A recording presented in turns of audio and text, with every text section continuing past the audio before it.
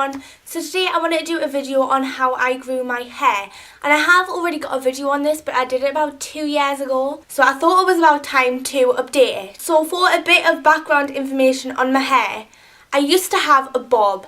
I cut it off when I was about 12 I think, and I'm 16 now, so that is like 4 years, and it was about here.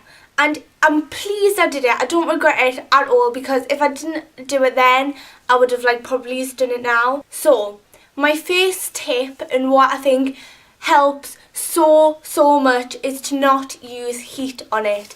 And I know that is so hard if you don't like your natural hair and you want to straighten it or curl it, and I used to always straighten it, and you know when you can smell the singeing and the burning of your hair, it was like that. You can't mend your hair. If it's burnt, you can constantly make it better. It's going to stay burnt.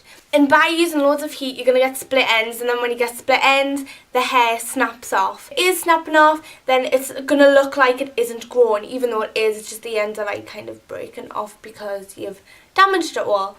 And my hair right now is 100% natural. I didn't blow dry even the front bits of it. If you've seen my hair routine videos or my night routine video, you'll know that I normally blow dry the front of it, and I didn't, and it hasn't really made a difference. So I really don't know why I've been blow drying the front of my hair, because it doesn't make it look any different. But that is definitely the first tip. Try and not use heat on it as much as you can. If you don't like your natural hair, put it in a braid or something, tie it up, because that will help, because then you don't really need to look at it. So yeah. My second one is, it will get to a stage where it's at your shoulder or just below your shoulder, and it'll flick out at your shoulders, and it'll be awful, and you'll just want to scream and cut it all off, shave it all off even, because you hate it that much. Don't cut it off, because you've grown it so much that it's got to here, and you're yes, it has been grown, and then you just cut it off again. You've got it to that stage to just cut it off, and that is bad.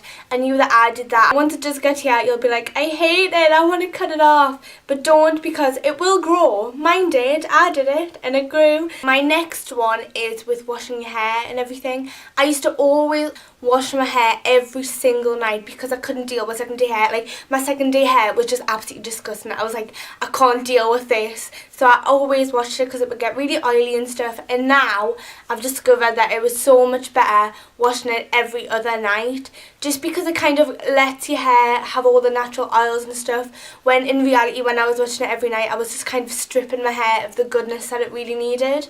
So definitely try and wash your hair every other night, or maybe even keep it longer if you can. My next one is colouring your hair. Now I do get highlights. I've got highlights for ages now. And it got to a point, just after Christmas I got my highlights done. I haven't got them done since. That's probably why I've got roots, but I don't really care.